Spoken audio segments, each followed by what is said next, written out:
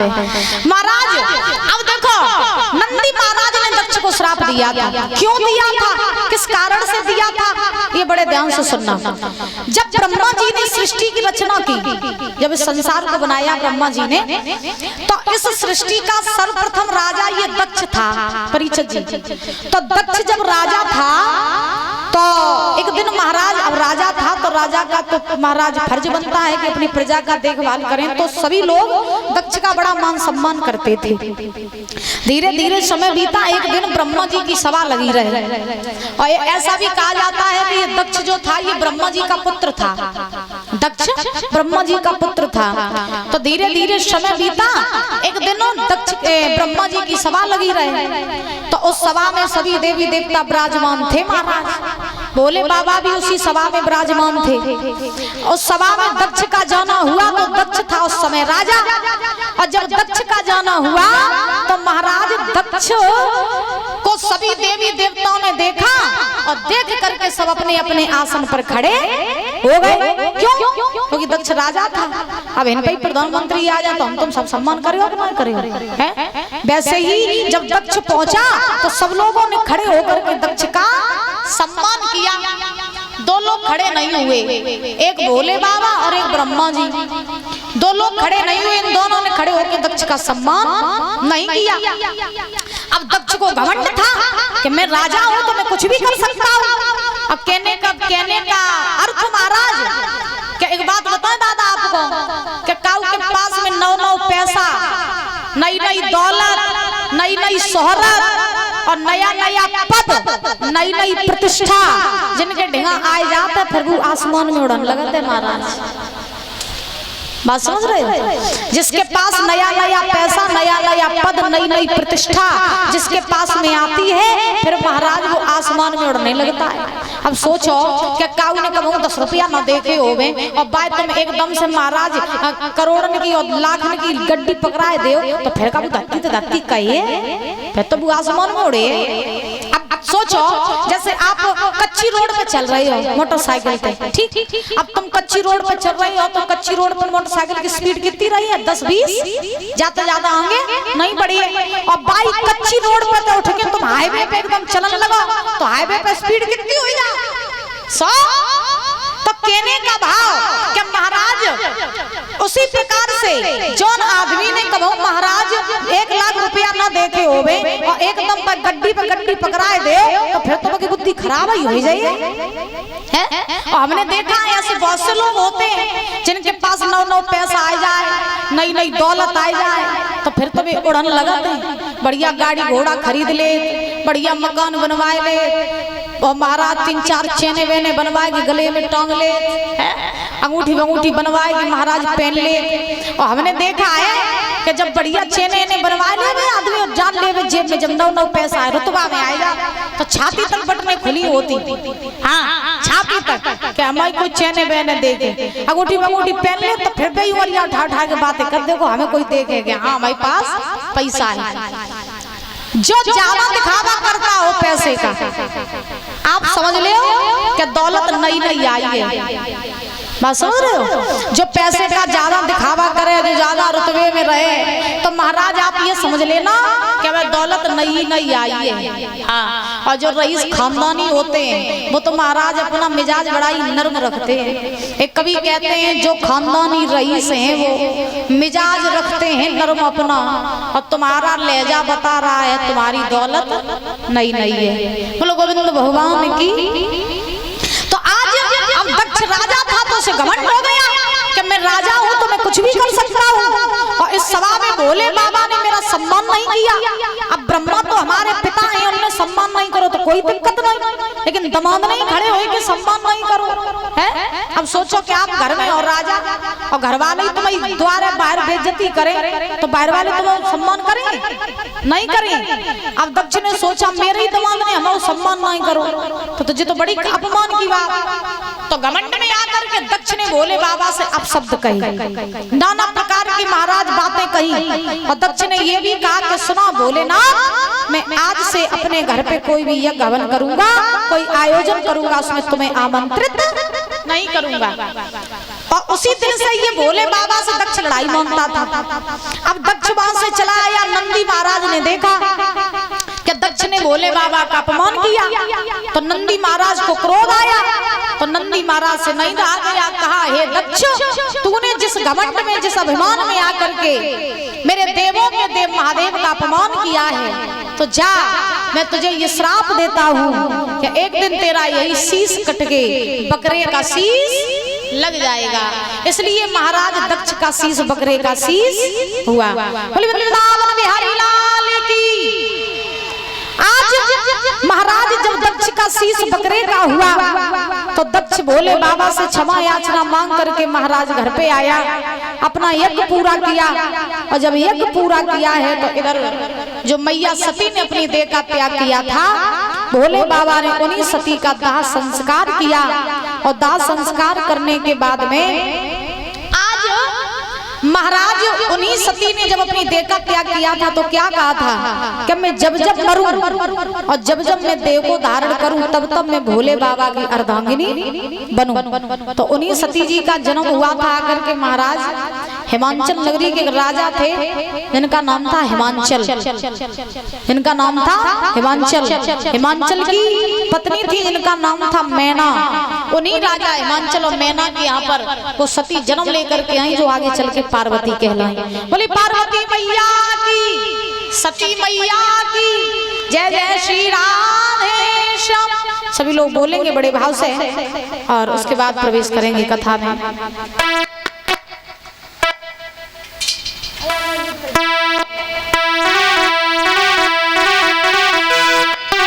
सभी लोग बोलेंगे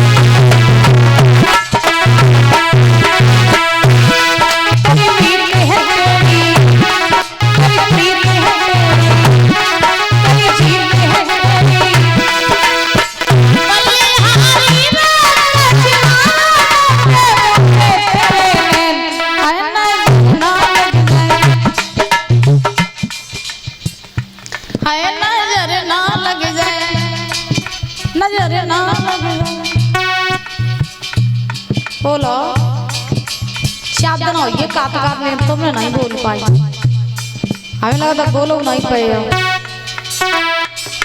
बोलो सभी लोग बोलो।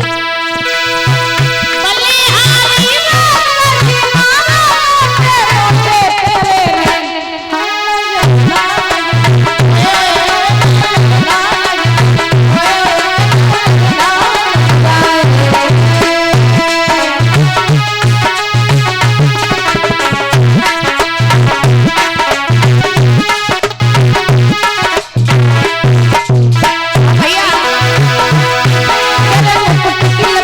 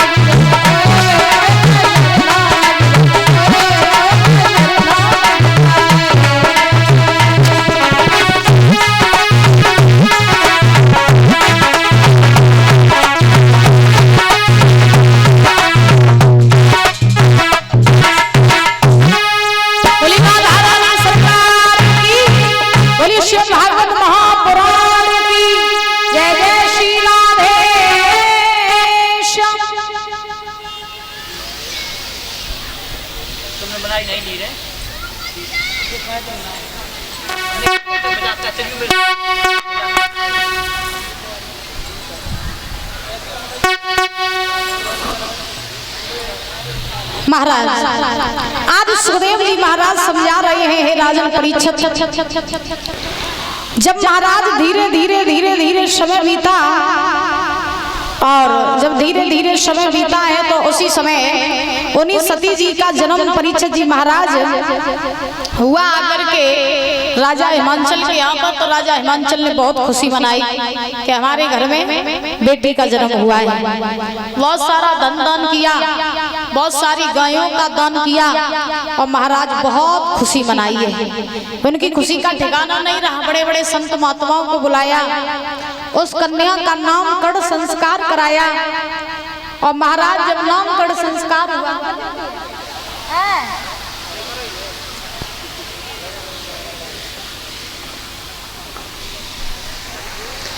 महाराज जब बाबा देवर्षि नारद का आगमन हुआ राजा हिमांचल के यहाँ, तो हिमांचल ने आसन लगा करके नारद जी को बैठा लिया और नारद जी को बैठा करके राजा हिमांचल ने नारद जी से पूछा, बाबा आज आप बड़े ही शुभ समय पर आए। बोले क्यों?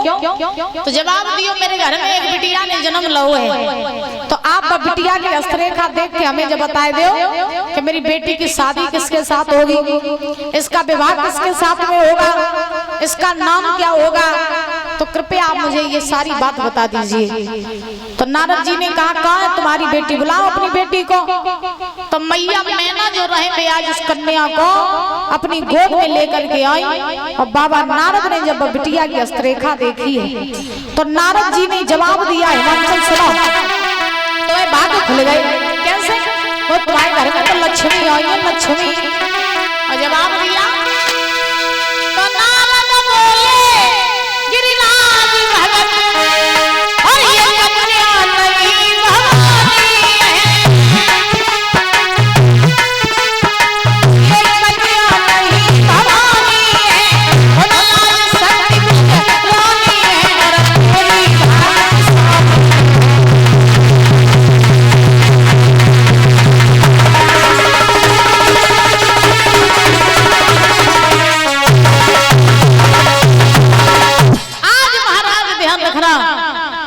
नारद जी ने जब उस कन्या की हस्तरेखा देखी तो नारद जी ने जवाब दिया, सुनो राजन, तुम्हारे भाग्य खुल गए जो तुम्हारे घर में लक्ष्मी आई है।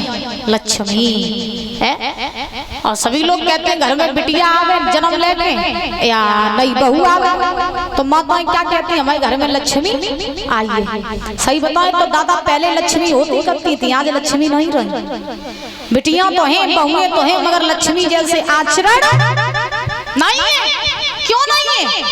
क्योंकि पहले की लक्ष्मी ऐसी होती थी जो अपने कुल खानदान की मान मर्यादा को लेकर के चलती थी, है जो महाराज अपने माँ बाप का नाम रोशन किया करती थी।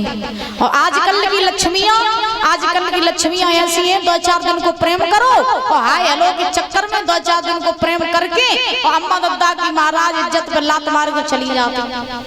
आज तो लक्ष्मियां ऐसी हैं। हम ये नहीं कहते प्रेम न करो, प्रेम अवश्य करो, क्योंकि संसार में सबसे सुंदर परिभाषा तो प्रेम की है। प्रेम नहीं है तो कुछ नहीं है, लेकिन ऐसा भी प्रेम न करो कि जिसके कारण महाराज आपको पछताना पड़े। जीवन साथी ढूंढना ये भी कोई गलत बात नहीं है। प्रेम अगर अच्छे इंसान से है, प्रेम अगर सच्चे इंसान से है और उससे आप विवाह भी करोगी, प्रेम भी करोगी, उसके साथ आप अपना जीवन भी बिताओगी, तो ऐसा प्रेम करने में महाराज कोई भी बुराई नहीं है। और तुम महाराज 2-4 दिन की हाय हेलो भाई, बड़े ध्यान से सुनना, और 2-4 दिन की हाय हेलो में महाराज लड़के ने कही कि चलो हम तुम्हें ले चल रहे हैं, तो तुम घर परिवार की इज्जत को लात मार के चली गई और फिर भाई ने तुम्हें ले जाए तो तुम्हें 35 टुकड़ा करके फ्रिज में धद्दो काट के, तब बताओ भाई, बोलो। तो प्रेम करना गलत नहीं है, लेकिन महाराज प्रेम ऐसा भी न करो कि घर परिवार भी छूट जाए और महाराज आपको भी बाद में पछताना पड़ जाए। ऐसा भी प्रेम न करो। और हर लड़की को, आज की लड़कियां तो है महाराज, हम क्या बताएं, हम हमेशा ये कहते हैं कि आज जितना सम्मान महाराज लड़के को दिया जाता है उतना लड़की को नहीं दिया जाता है। लेकिन यहाँ जितनी भी हमारी बहनाएं बैठी हैं, हमें मालूम है तुम सुनियो तो नहीं हो तो आए नहीं न तुम माने हो। हाँ जानते हैं, तुम्हें मालूम है कि आज अपना बाप अपनी बेटी को अपने सर का बोझ क्यों समझता है? मालूम है आपको? है क्योंकि महाराज आज की लड़कियों के आचरण अच्छे नहीं होते हैं, इसलिए महाराज बाप जो होता है वो अपनी बेटियों को सर का बोझ समझता है? तो जिंदगी में अगर तुम जन्म लेके आई हो तो अपने बाप के सर का बोझ नहीं, फिर अपने बाप के सर की पगड़ी बन के रहा करो। क्योंकि बेजमाने चले गए कि लड़कियां सारी जिंदगी महाराज जन्म लेती थी, घर में खाना बनाती थी और घर में खाना बनाने के बाद में ससुरें चली जाती, ससुरों सब जिंदगी खाना बनाती थी। वो महाराज दिन चले गए। आज लड़कियों को हर तरीके की आजादी है, आज लड़कियां सब कुछ कर सकती हैं। फर्क सिर्फ इतना है कि कोई महाराज लड़की पढ़ लिख करके महाराज फौज में भर्ती हो जाती है और कुछ लड़कियां महाराज घर में घुसे घुसे भाग जाती हैं। बताओ भाई, मेरी बात कड़वी लग सकती है आपको, लेकिन बात को बड़ी गहराई से समझना। कुछ लड़कियां पढ़ लिख करके अपने पैरों पर खड़ी हो जाती हैं, महाराज बड़े बड़े युद्ध लड़ लेती हैं। अगर आज लड़के महाराज बॉर्डर पर तैनात है तो लड़कियां भी बॉर्डर पे तैनात हैं। आज महाराज आज हमारा देश चला रही है राष्ट्रपति, वो भी एक लड़की है। अब जब बताई जाए कि वे जो देश चला रही है राष्ट्रपति, अब वे अपनी अम्मा के पेट में तो राष्ट्रपति बनना ही नहीं है। भाई सोचो, जो लड़कियां फौज में भर्ती हैं, पुलिस में भर्ती हैं, वे अपनी अम्मा के पेट में तो महाराज पुलिस फौज में भर्ती हो नहीं आती। धरती पर आई, पढ़ाई लिखाई की, अपने माँ बाप की इज्जत को जाना समझा, मेहनत की और महाराज अपना वजूद बनाया और अपने दम पर खड़ी है। आज देखो घूम रही है, अपनी जिंदगी जी रही है। और कुछ ऐसी होती कि महाराज घर में तो निकली नहीं तो तो अपने जीवन में देखो ऐसा काम मत किया करो जो माँ बाप आपको अपने सर का बोझ समझे। अपने बाप की पगड़ी बन करके रहा करो, ऐसे जीवन को जिया करो। एक बार लाइफ सेट हो जाए ना, जिंदगी बन जाए, अपने पैरों पर अगर एक बार आप खड़ी हो जाओ तो ये सारी दुनिया आपके पीछे पीछे आपके सामने घुटने टेक देगी। और जब खुद के पैन पर नहीं ठाड़ी हो तो सब जिंदगी रोटी बनाती बनाती मत जाइयो और महाराज जीवन में कर कछू नहीं पाए। बात समझ रही हो? हैं? हम देखते हैं महाराज बहुत बड़ी बात नहीं कह रहे हैं कि कुछ बहनाएं आती हैं पंडाल में, उसे देख के हंसती हैं, ऐसे देख के हंसती हैं, न सुनती हैं न धुनती हैं। महाराज बस आती हैं और आरती प्रसाद लेके चली जाती हैं। इससे कुछ फायदा मिलने वाला नहीं है। आप मुझे ही देख लो, हम कहीं भी जाते हैं, व्यासपीठ पर बैठते हैं, कथा कहते हैं, तो बहुत सी लड़कियां ये सोचती होंगी ये लड़की है, हजार जगह जाती है, हजार अच्छे लोगों से मिलती है, काश हम भी ऐसे होते। काश हम जब अपनी बात बताए ना, हम बचपन में छोटे थे ना तो लड़कियां हम फौज में भर्ती होते हुए देखते थे, पुलिस में देखते थे कि देखो वो पुलिस में लग गई, वो फौज में लग गई, तो हम भी ये सोचते थे कि काश हम भी ऐसे होते। और तुम अगर महाराज सोचोगी ना कि हम भी ऐसे होंगे तो उसके लिए तुम्हें मेहनत करनी पड़ेगी, उसके लिए तुम्हें दुनिया से लड़ना पड़ेगा, उसके लिए तुम्हें आगे बढ़ना पड़ेगा, तभी कुछ कर पाओगी। और लड़ोगी नहीं, मेहनत नहीं करोगी, आगे नहीं बढ़ोगी तो सब जिंदगी चूली नहीं डरे डरे मत जाइयो, कछु कर नहीं पाए। बोलो भगवान की। और ये जो बाइक है भैया साइड से लगा लो और आप लोग पंडाल में आकर के बैठ जाओ तो और अच्छी बात है,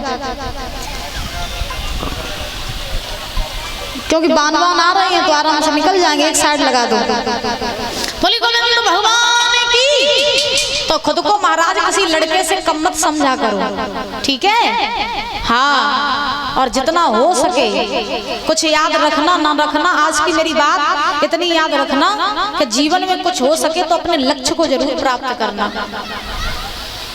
रोटी तो सारी जिंदगी की है ही है, लेकिन अगर एक बार अपने पैरों पर खड़ी हो गई ना तो ये सारी दुनिया तुम्हें सलाम ठोकेगी। अगर अपने पैर पर नहीं ठाड़ी गई तो सब सारी दुनिया तुम्हें अपने पाँव की जूती समझे। बात समझ रही हो मेरी माँ? बहुत गहराइयों वाली बातें हैं, ये समझो तो बहुत बड़ी बात है, और ना समझो तो ही छोड़ दियो तो कोई दिक्कत नहीं है। प्रेम से बोलो राधे राधे। राजा हिमांचल ने जब महाराज नारद जी से कहा कि मेरी बेटी की हस्तरेखा देखो, मुझे बताओ मेरी बेटी का विवाह किसके साथ होगा, तो नारद जी ने कहा राजन तुम्हारे भाग्य खुल गए कि तुम्हारे घर में लक्ष्मी आई है, बड़ी होकर के भगवान की बहुत बड़ी भक्त होगी और इनका विवाह देवों के देव महादेव के साथ होगा, इसीलिए हम इसका नाम रख रहे हैं पार्वती। क्या नाम रखा? पार्वती। पार्वती नाम रखा महाराज। धीरे धीरे समय बीता, पार्वती बड़ी हुई और जब पार्वती धीरे धीरे बड़ी भई तो बचपन से ही पार्वती के मन में भोले बाबा के नाम की लगन लग गई। पार्वती ने बचपन में ही सोचा कि कुछ भी हो जाए विवाह करेंगे तो भोले बाबा के ही साथ में। जब जिंदगी में ब्याह नहीं बहुत अगली जिंदगी में महाराज शादी करेंगे, 7 जन्मों तक इंतजार करेंगे, लेकिन विवाह करेंगे तो उनके ही साथ। सो पार्वती तपस्या करने का जंगल में आई। कहाँ? जंगल में। देखो प्रेम, प्रेम तो पवित्र होता है परीक्षित जी महाराज है। प्रेम जहाँ होता है वहाँ इंतजार होता है, धैर्य होता है। प्रेम का अर्थ तुमसे हो गया तो तुम्हारे लिए पूर्ण समर्पण हो गए, फिर तुम्हारे सिवा किसी और से प्रेम होगा नहीं। अब पार्वती ने कहा भोले बाबा को नहीं देखो तुम, सोचो, और भोले बाबा ने कहा पार्वती को नहीं देखो तुम, है ना। अब फिर भी पार्वती ने भोले बाबा से प्रेम किया और फिर भी ये सोचा कि शादी करेंगे तो उनके ही साथ, ना तो मर जाएंगे, किसी और की तरफ देखेंगे नहीं। और आज को प्रेम महाराज 2-4 दिन को प्रेम होते हैं, ध्यान से सुनना। और 2-4 दिन के प्रेम के चक्कर में अगर तुम महाराज छोड़ के चले गए तो 4 दिनों बाद तुम लौट के आइयो तो तुम ब्लैक लिस्ट में डरे मिले हो। हाँ, कहने का भाव कि आज की दुनिया में जब तक जेब में पैसा है दोनों प्यार है, और पैसा नहीं है तो प्यार नहीं है। आज महाराज लोग कहते हैं तुम नहीं सही तो दूसरों सही। हाँ, तो कहने का भाव एक कभी तो महाराज कहते भी हैं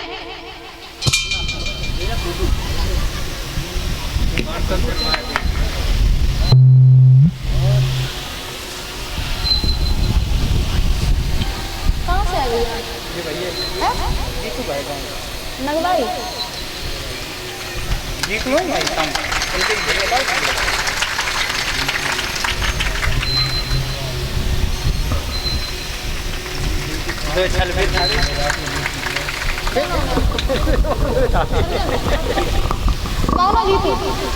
और ये सुरजन भैया जीतू भैया माला पहना करके सम्मानित कर रहे हैं, जो नगवाई जलेश्वर के पास से आए हुए हैं। बहुत बहुत धन्यवाद है। कामना करेंगे सुख शांति प्रदान होती है, धन के भंडार भरे रहे, समाज में पद प्रतिष्ठा बनी रहे। बोले गोविंद भगवान की। कभी हमें तुम